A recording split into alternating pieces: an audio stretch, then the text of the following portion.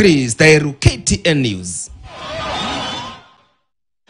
All right, away from that, the conclusion of the 5-day development tour of the Mount Kenya region has left President William Ruto on the receiving end over the claims that he was actually relaunching some projects that were launched, or he launched while he was the deputy president, and other projects that were said to have been launched by his predecessor, that retired President Uhuru Kenyatta. So the question tonight is, are these allegations true, or the claims are the works of his political detractors? While KTN senior political affairs reporter Jeff Kirui interrogates the claims.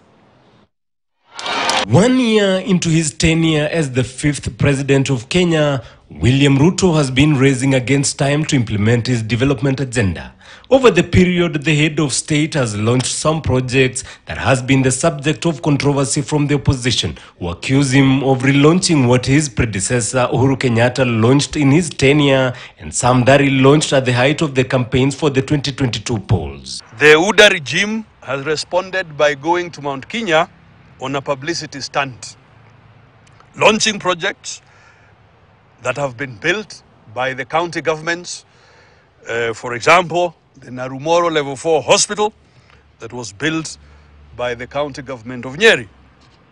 Also, launching projects, some of which were completed more than 2 years ago by the government of President Uhuru, including the Keno Marwa Road, which, as you all know, was practically complete by the time of the general election. Among the projects is the relaunch of the 55-kilometer Captain Ndemi Wanjohi, Wamatu, Geta, Kahuruko, Ndonyonjeru Road in Nyandarua County, a project he first launched in 2018 while serving as the deputy president. Hakuna barabara ya Uhuru hapa, hakuna barabara ya Ruto hapa. Ni barabara zimejengwa na barabara ni wananchi ya wananchi. Kwani barabara ya Kiamavara, Uhuru anaishi Kiamavara wapi? Ama mimi naishi Kiamavara wapi? Sini wale watu wa Kiamavara ndio wanataka barabara yao. Na ni wanalipa ushuru. So hizi kazi zote hizi zimetengenezwa na pesa ya Kenya. Zimetengenezwa kwa manufaa ya Wakenya. So hakuna barabara ya kusemekana ni ya huyu, sijui ni ya yule, sijui ni wajana, sijui ni wajuzi.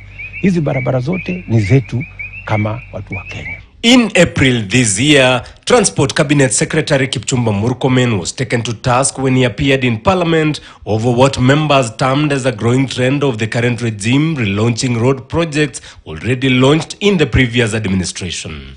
If a project has stayed for more than 7-8 years, it's long forgotten.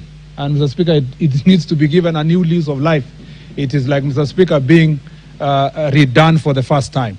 Another project is the Odhaya sewerage project in Nyeri County that was launched by former President Uhuru Kenyatta in 2016.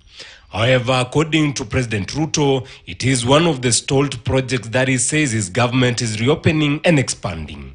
In his defense, President Ruto, in an interview with Inoro TV from Sagana State Lodge, redirected the salvos at the leader of the previous regime, accusing him of prioritizing the Building Bridges initiative at the expense of development projects. Tukiwa na rais mwenye alistaafu, tukapanga hiyo kazi yote. Matatizo ya hiyo kazi yote tulipanga. Wakati huyu mtu ya kitendawili alikuja, akakuja akasambaratisha hiyo kazi yote. Ikakwama hizo barabara zote.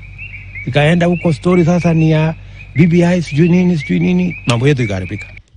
According to the president, his government resolved to halt new projects until those launched during Jubilee's last tenure are completed. Usikuje kuumiza mradi ya wananchi ati kwa sababu ilianzishwa na mtu mwingine. Hiyo ni upuzi. You know? Kwa sababu ile mradi si ya kiongozi ule, si ya kwenda kwake. Ile mradi ni ya wananchi. So we must have the culture as leaders to understand that when you get an opportunity to serve, ukipata nafasi ya uongozi, kila kitu ambayo imefanywa ni kizuri, unamalizia, alafu unaendelea na yako. Jeff Kirui, KTN News.